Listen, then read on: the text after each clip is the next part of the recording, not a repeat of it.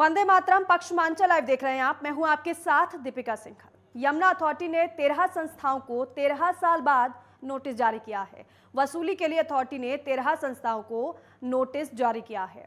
इन 13 संस्थाओं को 2316 करोड़ रुपए की वसूली के लिए नोटिस जारी किया गया है। साथ ही साथ सभी को 15 दिनों में बकाया जमा करने के लिए आदेश दिया गया है और बकाया जमा न करने पर सख्त कार्रवाई की बात कही है। बता दें कि यमुना एक्सप्रेसवे के किनारे कॉलेज और यूनिवर्सिटी के लिए अथॉरिटी ने भूमि आवंटित की थी। इसका 2018 में हुई जांच में खुलासा भी हुआ। जांच में कई अधिकारी दोषी पाए गए। आवंटन दरें 2670 रुपए प्रति वर्ग मीटर थी। 13 संस्थाओं को 1629 रुपए प्रति वर्ग की दर पर दी थी। अथॉरिटी ने किसानों से जमीन 2500 वर्ग मीटर की दर से मुआवजा बांटा था। यमुना प्राधिकरण के सीईओ डॉक्टर अरुणवीर सिंह ने ये पूरी जानकारी दी है।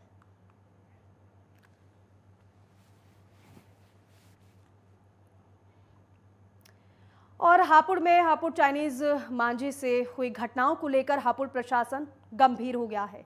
हापुड़ के सीओ सिटी वैभव पांडे ने बड़ी कार्रवाई करते हुए चाइनीज मांझा बेच रही दुकान पर छापेमारी की और दुकान से कई चाइनीज मांझे के गोले बरामद किए हैं।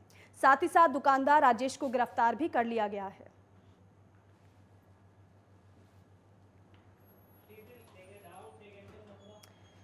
और मथुरा वृंदावन में त्योहार को लेकर पुलिस प्रशासन चौकन्ना नजर आ रहा है। पुलिस लगातार इलाकों में गश्त और पैदल मार्च कर रही है, जिससे आने वाले त्योहारों को देखते हुए किसी भी तरह की अप्रिय घटना को होने से पहले ही रोका जा सके और अपराधियों पर भी कड़ी नजर बनाई जा रही है। इसी दौरान पुलिस रास्ते में हो रहे अतिक्रमण को भी चिन्हित कर रही है। इसी के चलते पुलिस ने वृंदावन में चुंगी चौराहे से लेकर बांके बिहारी चौकी तक पैदल भ्रमण किया, जहां भ्रमण के दौरान जिन लोगों ने सड़क पर अवैध अतिक्रमण किया हुआ था उनको चिन्हित किया और चेतावनी दी है। सीओ सदर प्रवीण कुमार मलिक ने जानकारी दी है कि हमने उन लोगों को वार्निंग देकर चिन्हित किया है जिन दुकानदारों ने अतिक्रमण किया हुआ है। उनको वार्निंग दी है, अगर वो अतिक्रमण नहीं हटाते हैं तो नगर निगम की टीम के साथ मिलकर कार्रवाई की जाएगी और अतिक्रमण को हटाया जाएगा।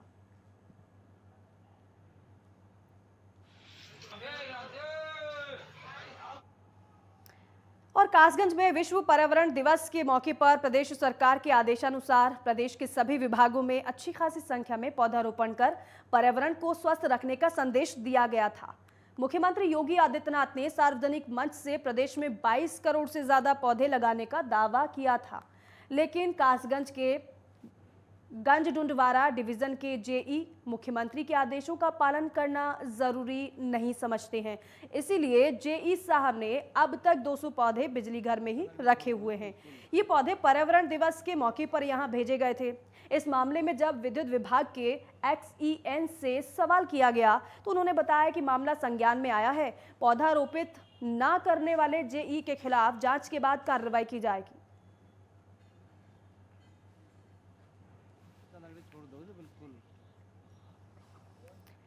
और मुजफ्फरनगर में अवैध रूप से हिरासत में लेकर 3rd डिग्री देने वाले दारोगा पर कार्रवाई की गई है। एसएसपी ने दारोगा रामसमझ राणा को निलंबित किया है और रामपुर चौकी प्रभारी को भी लाइन हाजिर किया है। रामपुर चौकी प्रभारी शिव कुमार को प्लॉट पर कब्जा कराने की शिकायत पर लाइन हाजिर किया गया है। एसएसपी की बड़ी कार्रवाई से हड़कंप मचा हुआ है। जनपद मुजफ्फरनगर के छपार थाने का ये पूरा मामला बताया जा रहा है।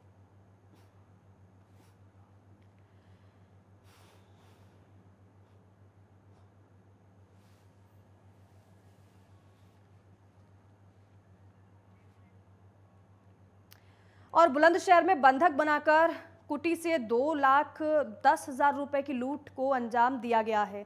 बताया जा रहा है कि ये रकम मंदिर के लिए चंदे के रूप में इकट्ठा की गई थी और नकाबपोश बदमाशों ने इस घटना को अंजाम दिया। घटना की सूचना मिलने पर सीओ और एसओ पुलिस बल के साथ मौके पर पहुंचे और पूरे मामले की जांच में जुट गए। पूरी घटना बुगसारी के बरहाना मार्ग स्थित कुटी की है।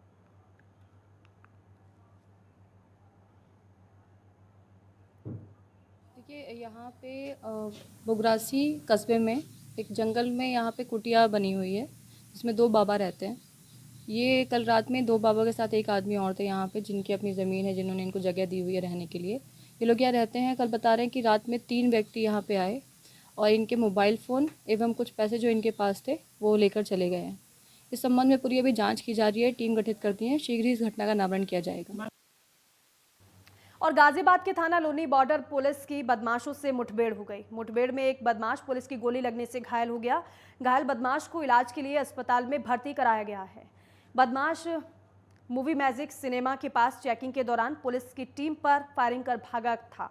बदमाश का एक साथी मौके से फरार होने में कामयाब हो गया। लालबाग कॉलोनी के पास जंगल में ये मुठभेड़ बताई गई है।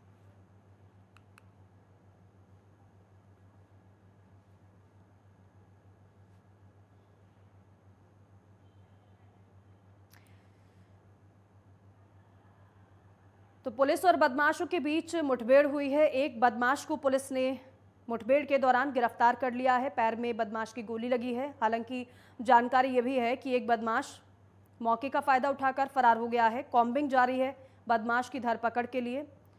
फिलहाल जो बदमाश घायल हुआ है उसका उपचार भी पुलिस ने करवाया है।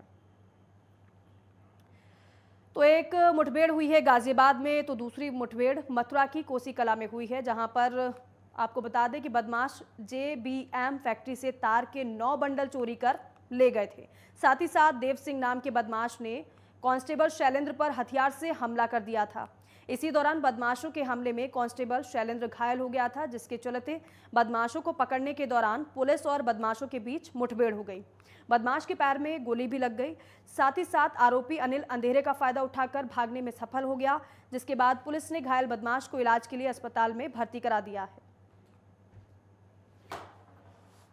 थाना कोसीकला क्षेत्रांतर्गत कोटवन फैक्ट्री एरिया में स्थित JBM फैक्ट्री में चोरी कर भागते हुए बदमाशों को रोका गया, जिसके फलस्वरूप बदमाशों द्वारा पुलिस पार्टी पर हमला किया गया। हमले के फलस्वरूप एक आरक्षी शैलेंद्र गंभीर रूप से घायल हो गए। पुलिस पार्टी द्वारा अपने बचाव में फायर किया गया, जिसके फलस्वरूप एक बदमाश को गोली लगी, जिससे वह घायल हो गया तथा गिरफ्तार हुआ। और देखिए, एक सप्ताह के अंदर इनामी बदमाशों और पुलिस की तीसरी मुठभेड़ हुई है। तीसरी मुठभेड़ में पुलिस ने देर रात 15-15 हजार के 2 फरार इनामी बदमाशों को गिरफ्तार किया है, जबकि मुठभेड़ के वक्त एक बदमाश के पैर में गोली लग गई। पुलिस की गोली लगने से घायल हुए बदमाश को इलाज के लिए अस्पताल में भर्ती कराया गया है। पुलिस के द्वारा गिरफ्तार किए गए दोनों बदमाश लूट के मामले में फरार चल रहे थे, जिनके पास से पुलिस ने तमंचा, कारतूस और बाइक बरामद की है।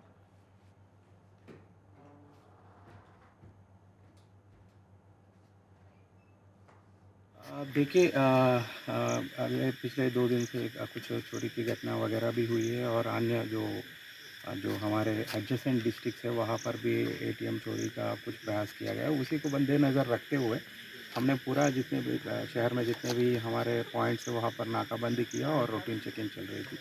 उसी दौरान हमारे टीम को एक बाइक पे 2 लोग आते हुए दिखे और वो हमें देखते ही तुरंत वो फायरिंग करने लगे। जो रिटेलिएशन फायरिंग में एक जो बंदा घायल हुआ और दूसरा फरार हो गया।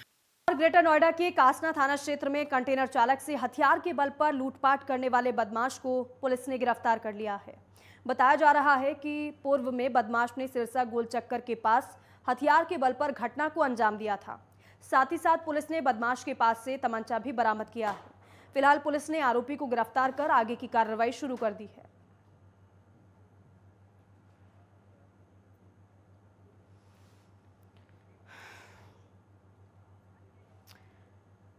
और वहीं हापुड़ में पुलिस ने 2 शातिर वाहन चोरों को गिरफ्तार किया है, जिनके पास से 10 बाइक, एक तमंचा, कारतूस, चाकू और बाइक बरामद हुई है।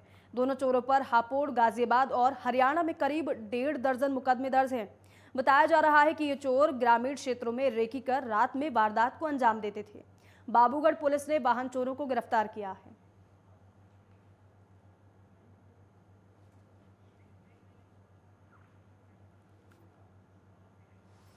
और खबरों में वक्त हो गया एक छोटे से ब्रेक का।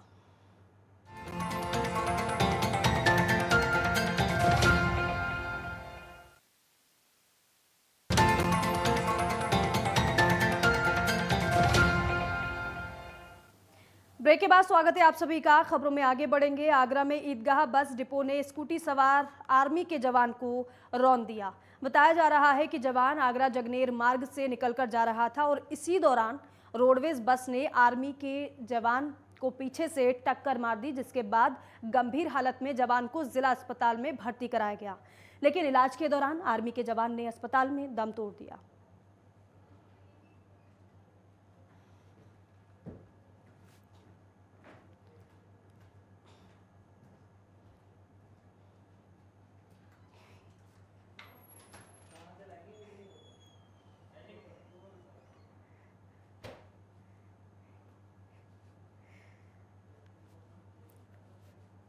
तो स्कूटी सवार जवान को तेज रफ्तार की वजह से हालांकि अपनी जान गंवानी पड़ी। बस ने स्कूटी में टक्कर मार दी और जवान की मौत हो गई। और फिरोजाबाद में जमीनी विवाद को लेकर दो पक्ष आमने सामने आ गए, दोनों पक्षों में विवाद हो गया।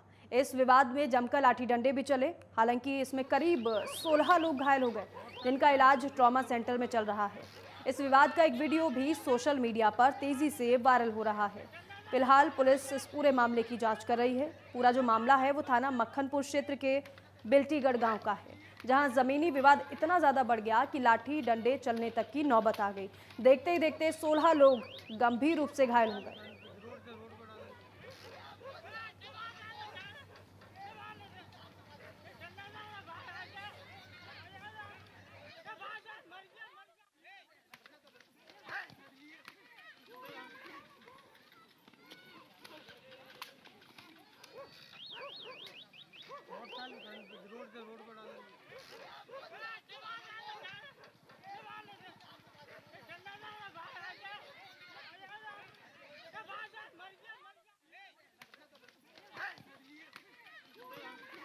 थाना मक्खनपुर क्षेत्र के बिल्टीगढ़ गाँव में आज दो पक्षों में जो एक ही जाति के हैं, एक ही समुदाय से ताल्लुक रखते हैं, उनके बीच जो है मारपीट की घटना हो गई। सूचना मिलने पर तत्काल जो है पुलिस फोर्स मौके पहुंची, मैं पहुंचा था। घायलों को तत्काल जो है अस्पताल भिजवाया गया है। आगे कुछ लोग पकड़े गए हैं और उनके जो भी तहरीर प्राप्त होती है उसके आधार पर अभियोग पंजीकृत करके आगे की विधिक कार्रवाई की जाएगी। ये 16 लोग आए घायल अवस्था में। मक्खनपुर साइड का मामला है, तो मारपीटाई का मामला उसी में है। 16 लोग आए। तो महिलाएं और बच्चे कितने हैं? अब ऐसे टोटल काउंटिंग में महिलाओं को मिल गए, टोटल 16 लोग हैं। जो महिलाएं हैं? हाँ है। किस तरह के घायल हैं? कुछ लोगों को थोड़ी चोटें ज़्यादा है कि उनका मेडिकल होना है, उसके बाद बाकी बाद में निपटा दे दिया गया सबको। सर इसमें 11 लोग घायल हैं। इसमें ये हुआ है कि एक राजू पंडित थे, उनका खेत नप रहा था, तो एक लेखपाल कानून को आए थे, तो उनसे उनने कहा था कि भाई मेरे ये मतलब लेखपाल ने कहा था कि ये फीता पकड़ ले, तो उसने फीता पकड़ लिया। तो ये विपक्षी पार्टी ने जिनका खेत नप रहा था वो आके आए और उसने हमारे भाई से कहा कि क्यों इसमें भाई फीता क्यों पकड़ा तूने? तो उसने कहा कि भाई लेखपाल सामने गई तो मैंने पकड़ लिया। तो उसने बस ये कुछ सुना तो है नहीं, उसने डंडा मार दिया उसकी चाँद में, उसका सर फट गया, लड़ाई होगी, 3 लोग हमारे घायल हो गए। तीनों लोग थाने में गए, लेकिन थाने में मतलब कार्रवाई होगी, मतलब पक्ष दोनों बाद हो गया था, रिपोर्ट होगी थी 151 धारा में, पर लेकिन मतलब सुलझ गया था केस। उन्होंने कह दिया कि अब लड़ाई नहीं होगी। फिर आज के मौके पे इन्होंने मौके का फ़ायदा उठाकर घर में घुस के 11 लोगों को घर में घुस के मारा है। और फिरोजाबाद में एक सरकारी अस्पताल में डॉक्टर और फार्मासिस्ट के बीच विवाद हो गया, जिसके बाद अस्पताल जंग का मैदान बन गया और इसी के चलते 2 घंटे तक ओपीडी भी बंद रही। ओपीडी बंद होने की वजह से गर्भवती महिलाएं और सैकड़ों की संख्या में मरीज परेशान नजर आए। विवाद के चलते फार्मासिस्ट ने जमकर नारेबाजी भी की। पूरा मामला शिकोहाबाद के जिला संयुक्त चिकित्सालय का है, जिसके बाद एसडीएम और सीओ मौके पर पहुंचे और मामले को शांत कराने की कोशिश करने लगे। आरोप यह है कि महिला डॉक्टर ने फार्मासिस्ट से जमकर अभद्रता की। कर्मचारियों ने ओपीडी बंद कर नारेबाजी की। आज सुबह प्रातःकालीन जब मैं महिला मरीजों को देख रही थी तो महिलाओं की लंबी लंबी लाइन लगी हुई थी, तो उसी वक्त मेरे पास फार्मासिस्ट है, वो मेरे पास पहुंचे। मैं उनका नाम अभी नहीं बता पाऊंगी सही से क्या नाम है, कि ये रिसीव कर लो। मैंने क्या रिसीव कर लो? कि ये कूलर रिसीव कर लो। इस कूलर के संबंध में आज से लगभग 1.5-2 महीने पहले मेरी ओपीडी में रखवाया गया है। तो उस वक्त मेरे पास यहाँ पे जो डॉक्टर साने आलम है, क्वालिटी मैनेजर, वो मेरे पास पहुंचे कि मैडम इस कूलर को रिसीव कर लो। तो मैंने उनसे कहा मैंने भैया ये कूलर रिसीव करना मेरा काम नहीं है, मेरे से आप जो डॉक्टरी करते हो आप कहोगे पंखा भी रिसीव कर लो, टेबल भी रिसीव कर लो, ये कुर्सी भी। मैंने ये डॉक्टर का काम नहीं होता है। क्या नहीं, आपको रिसीव तो करना पड़ेगा। और बुलंदशहर पुलिस ने हत्या के मुख्य आरोपी को रिमांड पर लिया है। रिमांड के दौरान पुलिस ने आरोपी से एक तमंचा भी बरामद किया है। आपको बता दें कि आरोपी सरफराज ने अनूप शहर कोर्ट में सरेंडर किया था, जिसके बाद पुलिस ने मुख्य आरोपी के साथ उसके कई साथी को गिरफ्तार कर जेल भेज दिया है। आरोपी ने टारगेट को मारने के लिए बुर्का पहनकर हत्या को अंजाम दिया था। 15 जुलाई को यहाँ एक मस्जिद में एक बुज़ुर्ग की हत्या हुई थी। उस हत्या में ये वांछित था, जो ये अनूप शहर कोर्ट में हाजिर होकर के जेल में बंद था। इसको पुलिस कस्टडी रिमांड में आज लाया गया और हत्या में प्रयुक्त जो भी असलहा है उसको बरामद किया गया। और बुलंदशहर के शिकारपुर तहसील क्षेत्र में चकबंदी के दौरान रखे गए मजदूर को मजदूरी नहीं दी गई है। 12,000 रुपये प्रति महीने के हिसाब से वेदपाल को मजदूरी पर रखा गया था। गांव में चकबंदी पूरी होने के बाद भी मजदूर को उसका वेतन नहीं दिया गया है। आपको बता दें कि अधिकारियों से गुहार लगा रहे मेहनतकश मजदूर का रो रो कर बुरा हाल है। पीड़ित को शिकारपुर तहसील के चक्कर काटने के बाद भी मेहनताना नहीं मिला है। साहब मेरी 12,000 की मजदूरी पे मुझे रखा था सुधीर कानीगो ने। मुझसे पूछा था आप दिल्ली में कितना पैसा कमाते? मैंने कहा साहब 10,000 कमाता हूँ। तो 10,000 की नौकरी छोड़ो और मेरे साथ रहो और मैं तुम्हें 12,000 रुपये महीने की मजदूरी दूँगा। मैंने पूछा काम क्या करना पड़ेगा? जरीब खींचनी पड़ेगी, फ्रिज का पानी की व्यवस्था करनी होगी, चाय की व्यवस्था करनी होगी और सांझ को दारू की बोतल ला कर देनी पड़ेगी, मुझे बियर की बोतल लानी देनी पड़ेगी और सिगरेट भी लानी पड़ेगी। ये काम है। मैंने देखा कि चलो साहब घर के घर गया हूँ गाँव में और मजदूरी करता रहूँगा और मेरी बेईमानी तो भी करेंगे नहीं। मैं मजदूरी करते करते 2 महीने हो गए, मैंने मजदूरी मांगी, उन्होंने 6,000 दे भी दिए। उसके बाद बोले मैं आपको और दे दूँगा। मैं काम करते करते 4 महीने हो गए। 4 महीने में उसका काम करा लिया। उसके बाद कह रहे हैं जब दूँगा 10वीं के बाद दूँगा, 20वीं के बाद। कितने पैसे बाकी हैं अभी? सर 42,000 रुपये बाकी हैं। और बागपत मलकपुर गांव के बाहरी छोर से बहने वाले मलकपुर चीनी मिल के नाले में भरा रसायन युक्त पानी यहां रह रहे लोगों के लिए मुसीबत बन गया है। नाले से आने वाली दुर्गंध लोगों का जीना मुश्किल कर रही है और साथ ही साथ यहां के लोग कैंसर और त्वचा रोग जैसी बीमारियों से ग्रसित भी होते जा रहे हैं। दरअसल मलकपुर चीनी मिल क्षेत्र का लगभग 23,000 हेक्टेयर गन्ने का रकबा है। लगभग 35,000 किसान चीनी मिल में अपना गन्ना डालते हैं। एशिया की बड़ी चीनी मिल में शुमार इस चीनी मिल के कुछ दुखद पहलू भी हैं। मिल से निकलने वाले गंदे नाले के कारण गांव की सूरत बिगड़ चुकी है। पिछले 10 साल के अंदर गांव में संक्रामक बीमारियों और सबसे ज़्यादा गंभीर कैंसर से दर्जनों लोगों की मौत हो चुकी है। गांव के लिए मलकपुर चीनी मिल का ये गंदा नाला किसी अभिशाप से कम नहीं है। इससे दिक्कत इतनी है भाई, हमारे बच्चे भी बीमार है, हम भी बच्चे बीमार है और इसमें हमें दिक्कत बहुत काफी है। सारे गांव को हो रही है, दुनिया में के लोग और नाले पाले हमारे सब नहीं पड़े, गांव के अंदर के भी और ये बाहर का भी। कोई भी सफाई वफाई नहीं करवा रहा है इसकी। कहाँ से आ रहा है नाला? ये नाला आ रहा भाई ये इधर से मील मत है। इसका तो बहुत ज्यादा नुकसान है जी। एक तो पानी की दिक्कत बहुत ज्यादा है, एक दुर्गंध बहुत आती है। इसमें दुर्गंध इतनी आती है कि इसके आप निकलने में भी दिक्कत आती है। हमें इतनी नहीं, बाहर की कुछ ज्यादा महसूस होती है। क्यों, हम तो यहीं रहना, इतनी आती है कि दूसरा आदमी अगर यहाँ रह जा बीमार होने बिना नहीं जाएगा। अच्छा, पीने के पानी का क्या होता है फिर?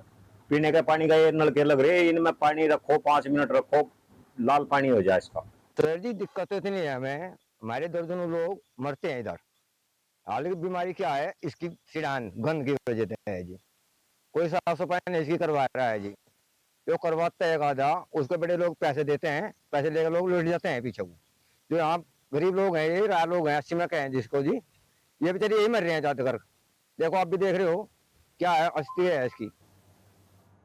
और फिरोजाबाद के एका क्षेत्र के गोविंदपुर में बच्चे गंदगी में जाने को मजबूर हैं।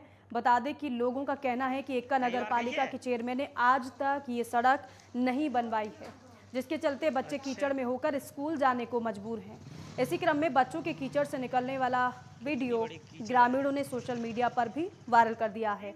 साथ ही साथ ग्रामीणों ने वायरल वीडियो में एकता नगर पालिका की चेयरमैन माया देवी पर अनदेखी का आरोप भी लगाया है। साथ ही साथ कहा गया है कि कभी भी बच्चों के साथ कोई बड़ा हादसा हो सकता है। अच्छा,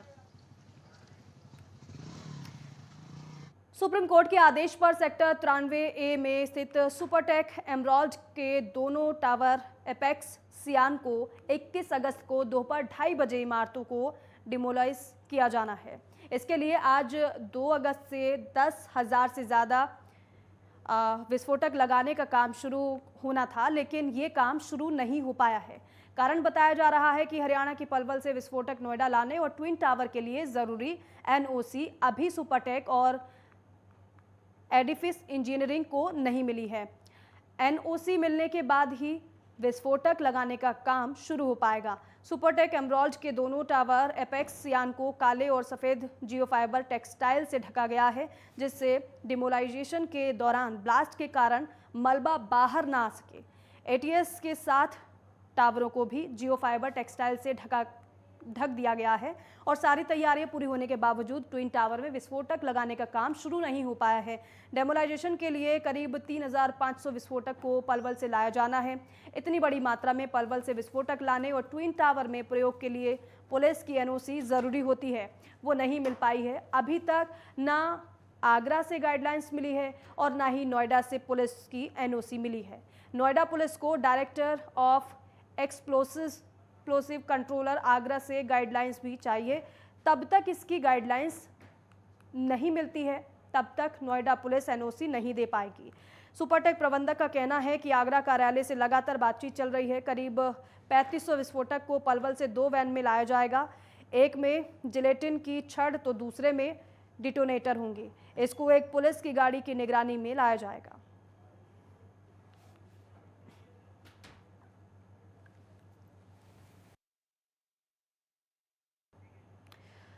और फिलहाल पक्षमांचल लाइव में बस इतना ही। आप देखते रहिए नेटवर्क 10। जय हिंद।